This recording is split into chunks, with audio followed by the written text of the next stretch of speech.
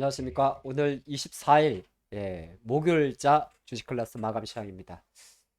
재밌죠? 이제 매일 보다 보니까 시장 흐름도 잘 알 것 같고 좋아요, 구독하기, 알림 설정 계속 부탁드리겠습니다. 두루두루 소문도 좀 내주세요. 소문도 좀 내주시고.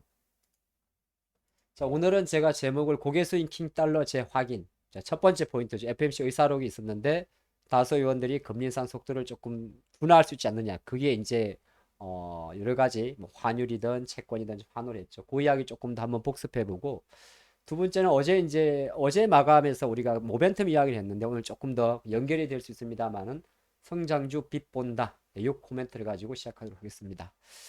자, 첫 번째 우리가 볼 게 뭐냐 하면은 이렇게 좀 보도록 하죠. 어, 일단 오늘 장을 놓고 보면 확실히 코스피도 이렇게 올라왔어요. 5일선으로. 양봉은 올라왔는데 어쨌든 하나, 둘, 셋, 넷, 다섯, 여섯, 한 8개 정도 음봉이 있다가 양봉도 나왔고 5일선도 회복을 했습니다. 그러니까 어떻게 보게 되면 큰 그림에서 밑에서부터 올라오던 우리가 말하는 한 대략적으로 지금 상승 랠리를 할 수 있는 한 2150포인트부터 올라왔던 요 랠리에 한 30% 되돌리면서 다시 돌려주는 그림이니까 상당히 이상적으로 가는 건데 여기서 코스닥이 훨씬 좋죠. 이 3일 동안 흐름을 놓고 보면 코스닥이 모욕 코스닥 같은 경우는 5일선도 5일선이지만은 735까지 훌쩍 넘어갔습니다. 그러면 이제 내일이 금요일이니까 주봉 관점에서는 코스닥은 이미 어떻게 보게 되면 밑에 있는 이렇게 5주선을 딱 터치라고 올려놨기 때문에 여전히 상승 에너지가 이어간다 그렇게 보셔도 무난할 것 같습니다. 또 마침 오늘 미국장이 휴장이죠. 자, 코스피 같은 경우는 조금 그렇게 모양은 비슷합니다만 어느 정도 이렇게 도지니까 역시나 지금 현재 두 장 모두가 가는 겁니다. 근데 절대치 기준으로 놓고 보면 여전히 코스피는 저점 대비해서 2365라는 요 자리보다 10% 이상 자리에 있고요. 코스닥은 여전히 735라는 자리가 10%니까 여전히 코스닥이 좀 못 따라갔습니다. 못 따라갔지만 물론 코스피가 간다고 코스닥이 무조건 따라가는 건 아닌데 지금의 장세는 일정 부분 모멘텀 장세, 중소형주가 조금 빛을 보는 그런 장입니다. 그거 알 수 있다시피 거래량을 놓고 보면 거래량이 계속 감소하죠. 그 말은 뭐냐면 지수를 그 거래량 쉽게 말해서 시가총액 상위 종목이라든지 이렇게 활발한 섹터가 아니고 오히려 뭐 최근에 컨텐츠라든지 게임이라든지 오늘은 또 메타버스라든지 이런 쪽으로 움직이는 거죠. 그 관점이고 아까 우리가 여기서 이제 킹달러 고개 숙였다고 했으니까 요 이야기 다시 한번 해보면 오늘 미국에서 FMC 의사록이 있었죠. 그래서 제일 먼저 하락한 게 바로 이 달러입니다. 이제 달러 인덱스인데요. 달러 인덱스가 지난 처음에 우리가 9월 CPI 나올 때 9월 추석 쉬고 9월 13일 정도가 되는데 2개월 전입니다. 113까지 갔었어요. 114. 근데 결정적으로 지금 106까지 떨어졌으니까 뭐 퍼센테이지로 생각하면 5% 이상이 떨어진 거죠. 그러니까 약 달러로 이제 가는 겁니다. 강 달러는 나름 끝난 거죠. 요 개를 갖고 본다면 상당히 의미 있는 힘이 되는 거고. 자, 그래서 오늘 이제 우리나라에서 금리를 올렸어요.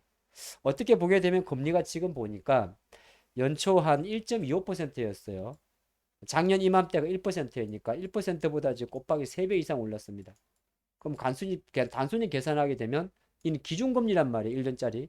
기준금리가 3배 이상 올랐으니까 시장금리는 거의 비슷하게 오른 겁니다. 그러니까 내가 대출 이용하시는 분들은 만약에 3% 금리 쓰셨던 분들은 최소 지금 6%까지 올라간 거죠. 예, 그런 거지인데 그래도 조금 고무적인 것은 우리나라가 이렇게 한편으로 여기서부터 하나, 둘, 셋, 넷, 다섯, 여섯 번 연속 금리를 올린 것도 제가 알기로는 글쎄요, 처음 갔습니다. 근데 약간은 그래도 둔화시키는 흐름을 줬어요. 이거 자체가 이제 미국도 마찬가지입니다. 지금 금리 차는 중요하지 않을 것 같아요. 그래서 오늘 시장에서 그래도 외환 시장에서 이렇게 바로 원화가 이렇게 계속 약세를 보여주는 흐름에서는 한편으로는 환율이 올라도 너무 많이 오르다 보니까 왜냐하면 환율이란 게 나름 연간 기준으로 이렇게 계산을 합니다. 이건 10년치인데 나름 우리나라 환율이 대략 1150원대 정도 있었단 말이에요. 밑으로 한 1100원, 많이 올라야 1200원이었어요. 근데 이게 지금 1400원까지 갔으니까 나름 난리가 난 거죠. 근데 한율의 월봉 차트인데 이걸 놓고 보게 되면 누가 봐도 이거는 꺾인 거잖아요. 그럼 과연 이제 언제 1300원대로 복귀하느냐?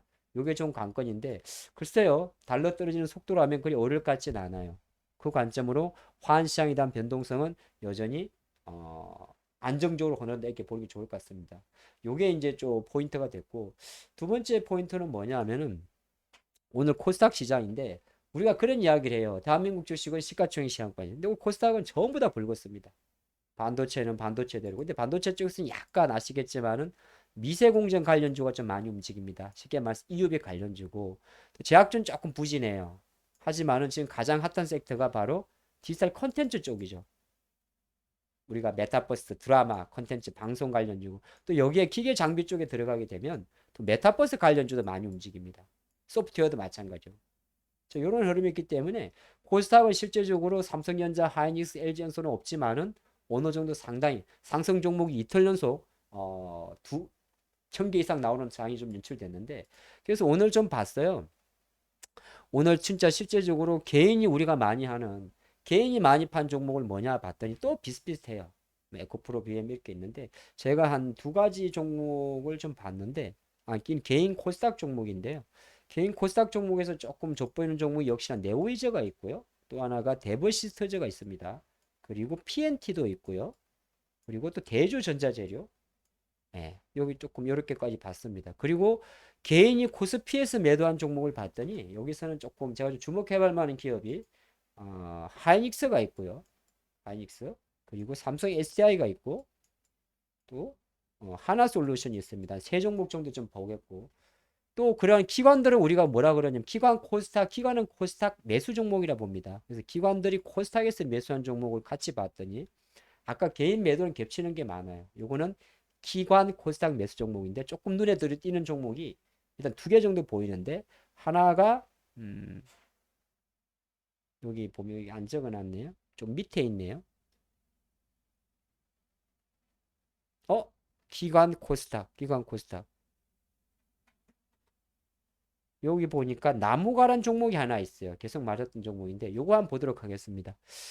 자, 지금 개인들이 매도한 종목, 기관 매수에서 나무가 같은 경우는 지금 메타버스 관련해서 LG노텍보다 훨씬 잘 달립니다. 카메라 쪽이죠. 그러니까 어떻게 보게 되면 나무 어떤 대장주가 있다는 것은 지금 신고가란 말이에요. 시장은 계속 이쪽으로 결이 흐른다는 겁니다. 그래서 꼭 우리가 뉴프렉스라는 여러분들 많이 아는 뉴프렉스라는 PCB 쪽도 마찬가지입니다만 메타버스 하드웨어 쪽은 이미 움직인 겁니다. 소닉 시스템도 마찬가지고요. 이게 끝이 아니라는 거죠. ASP 홀딩스도 마찬가지. 끝이 아니라는 겁니다. 계속 메타버스 하드웨어 좀 지켜보시면 좋을 것 같고 또 하나가 아까 게임주 중에서 네오이저가 있었죠. 지금 굳이 우리가 위험하게 여러분들이 뭐 위믹스라든 이런 거 안 해도 좋을 것 같아요. 네오이저가 어쨌든 피해 거짓이라는 모멘텀 때문에 가장 강력한 월봉 기준으로 양봉입니다. 예. 네오이저 같은 경우 언제든 또 눌러지면 없기 때문에 좀 체크해 보시면 좋을 것 같고 최근에 약간 게임주 중에서 개인이 많은 종목을 봤더니 바로 데버시스터즈예요. 데버시스터즈인데 이 종목 같은 경우가 지금 개인은 많이 팔고 있는데 오히려 기관들은 좀 붙고 있습니다. 이렇게 외국인도 좀 붙고 있죠. 그래서 데버시스터즈 같은 경우도 약간 변동성이 어느 정도 이렇게 뭐 장대 양봉 이후에 이렇게 혼합되는 경우도 많으면 이런 경우는 약간 추세를 잡아놓고 양봉의 추격 매수보다는 음봉에 사는 그런 전략 그리고 양봉에 갔을 때 좀 팔아주는 종목마다 항상 보면 이 방송을 보시면서 어떤 특정 종목이 있으면 그 종목의 나름 습성을 좀 파악해 두는 것도 좋아요. 그러니까 어떤 종목들은 장대 양봉에 사는 게 맞고 아까 뭐 치고 가는 종목들은 유프렉스처럼 이렇게 치고 가는 자리에서는 힘이 좋을 때는 정배열이란 말이야. 이렇게 보는 게 맞고 그런 것도 조금 있습니다. 그거 좀 보시면 좋을 것 같고 또 하나가 오늘 수급에서 대주전자재료 쪽으로 들어온 이런 자금 자체가 꽤 의미가 있어요. 이게 지금 수급으로 좀 보게 되면 파란색이 기관, 초록색이 기관, 파란색이 외국인인데 약간 쉬었던 섹터들이에요. 음극재라든지, 그쵸. 대주전자 재료도 오늘 기관 수급에서 조금 의미 있게 조금 잡혔어요. 의미 있게. 요거 좀 참조하시고 또 하나 제가 봤는데 이제 PNT도 마찬가지입니다. 그러니까 2차 전지 소재 쪽에 있었지만은 PNT 하면 소재 장비 쪽 대장이잖아요. 그죠? 근데 PNT 쪽에 붙어 있는 기관 수급을 한번 보시면 계속 매수해요. PNT 쪽도 다시 지금 이런 식으로 배열 자체가 정배열입니다. 5일선, 20일, 60일선. 그런 관점은 조금 들어오니까 종목 이야기 조금 많이 드립니다. 요거 좀 잘 잡히고 있고 제가 볼 때 에코프로가 어제 우리가 약간 포착을 한번 해봤는데 에코프로 같은 경우는 아직까지는 잘 몰라요. 애매해요. 수급이 약간 들어올리니까. 하지만 어느 정도 요런 라인을 내가 손절선, 지지선을 지지해둔 상태에서는 일정 부분 충분히 한번 턴어라운드를 노릴 수 있는 그런 자리입니다. 오늘 뭐 종목들 조금 봐드렸는데 배터리 쪽도 장비단으로 조금 힘이 들어오는 거 그런 거 좀 보시면 좋을 것 같고 여전히 게임주 컨텐츠 뭐 메타 이런 쪽으로는 계속 매기세가 들어오고 있습니다. 그거 조금 보신다면 여러분들이 성장주 빛 본다는 요 타이틀이 그렇게 낯설진 않을 것 같아요. 자, 오늘 대한민국과 우루과이의 축구 꼭 승리합시다. 내일 뵙겠습니다.